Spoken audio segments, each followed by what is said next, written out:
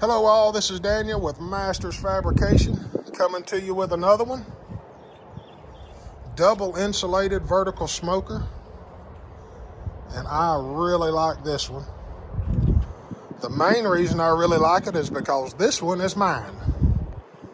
I've been building them for everybody else for so long. I needed a smoker upgrade, and I said, you know what? I had a knee surgery a few weeks ago.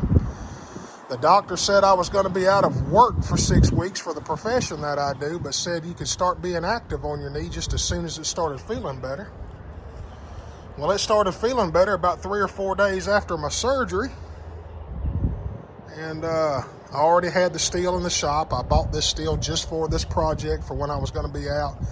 Just something to keep me busy so that way I didn't have to sit around the house for 6 weeks. So I took my time on this one, come up with a good game plan on it, and it just come out wonderful. This smoker is going to measure 24 inches wide by 24 inches deep by 36 inches tall.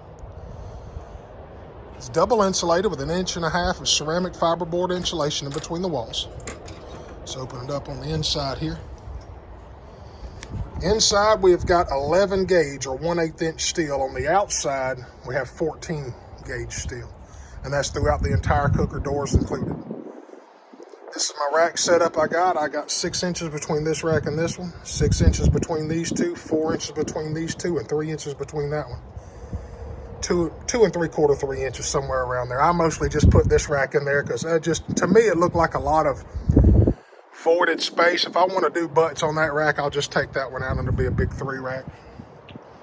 If I've got something I need on that second rack, chuck roast or something, I can throw some chicken wings or something up there. We do a lot of chicken wings, so really happy with this. Tried a new thing. I did my racks out of angle iron this time, 3/4 number 9 expanded metal. I don't know if I'm a fan of the angle iron. I like them on like stick burners and stuff, but for these smokers, I really prefer the 1 inch square tubing. But you know what? It's something I wanted to try, and I'd prefer to try it on my personal cooker than I would a customer's and them not like it. So to each his own. It's a preference thing. It's going to cook just the same, but it's just what I wanted. So anyway, I like the clean look of the square tubing for the racks. 2,000 pound heavy duty latches, not going to go bad. Here's our firebox. Got a slide out lock and fire tray that will lock down just like that. That way it's not ready to come out of there until you slide it all the way out. If you look in the very back, we got a drain down there. And it drains to the bottom. Grease, water pan. If you want to put water in it, catch your grease trap, whatever. I'll show it to you on the inside. I forgot to show that to you. So we got a pan right down here. There's your hole there, fully welded in. We're going to have these here on the side so that way any grease that falls down is going to hit this, roll into the pan. You can drain it out the side. That way it keeps that firebox 100% grease free. And as you can see, I did a test burn last night and I cooked a Boston butt overnight. And there's no grease in the bottom of this paint tray. So worked out really good. Let's close her up here.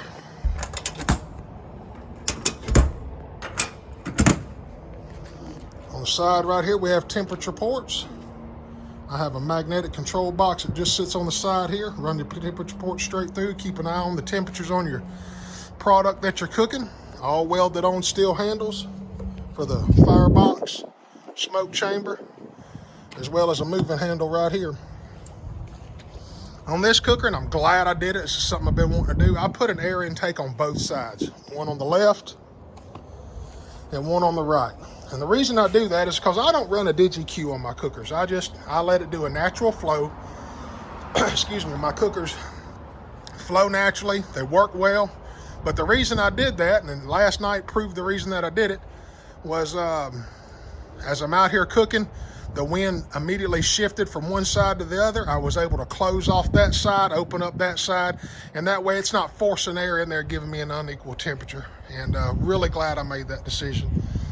Heavy duty 5 inch, 2,000 pound casters, 2,000 pounds. So those should hopefully last a lifetime. Only the best. Tell truth thermometer. Let's see, what else have we got on here? That right there for your grease or water pan. You just come to the back, hit that ball valve. I'm not a great painter, and on this one I didn't even try nearly as hard as what I do on some of my customers, because I'm planning on getting this smoker powder coated. I found me a local powder coater, give me a good price. He said we're gonna have to sandblast it and all that to start the powder coat. So after I get back to work and things get back to normal, I get on a regular schedule, I'm gonna probably take this to him, let him powder coat it. He give me a price on it that I'm happy with. If a customer wants theirs powder coated after that, of course it's gonna be an upcharge on that, or we can just do a basic paint job with this. And I like the paint job. It's I want a cooker to cook. If it's, you know, flash is one thing, but production is another. And this one right here has already impressed me. Went with a new style of hinge on this one. Never used those bullet style weld on hinges, but I tell you what, I'm in love with them. So those will start going on all the smokers in the future. So anyway, this is it. If you guys have any questions, concerns, you want to get a quote on building you a smoker like this, something different on it, I'm probably going to end up putting a table on the side of this one. I don't know. I just wanted to hurry up and get it built because my daughter was coming from college. I wanted to cook those guys something. And of course they got here and they didn't want barbecue, which was fine. So save the barbecue for me. So anyway, we'll still going to do a couple little mods to the outside of it from me personally. But like I said, this is my personal smoker. So you guys want to get a quote on one, interested in one just like this, want some different stuff done to it, want one bigger, want one smaller, hey, give us an email at mastersfabrication22@gmail.com. Again, that is mastersfabrication22@gmail.com. My name is Daniel Dees. I'm the operator and owner of Masters Fabrication, and I would love to have your business. I tell you what, the more I look at this thing, I'm thinking about building me a second one. Building me another one, just like it, exact specs, for when I go back out, if I decide to go back out and start doing competition barbecue. I think this one right here will be plenty big to go ahead and do some competition barbecue in it. The way you can do a brisket on the bottom and your butts on top. When those get done, throw your ribs on the middle and your chicken. It just there's a lot of different things you can do here, but I'm a guy that I enjoy options. I enjoy options a lot. So I like to cook in 2 different temperatures minimum when I compete. So yeah, I might build me a second one for the competition season. I don't know. We'll figure it out. But I tell you what, right now I'm going to enjoy this because tomorrow, or tonight probably, it's going to have a couple of Boston butts on it. And tomorrow we're going to put a couple of racks of ribs on it, load this thing up, and see how good she does. But I'm tickled with it. Hope you guys are.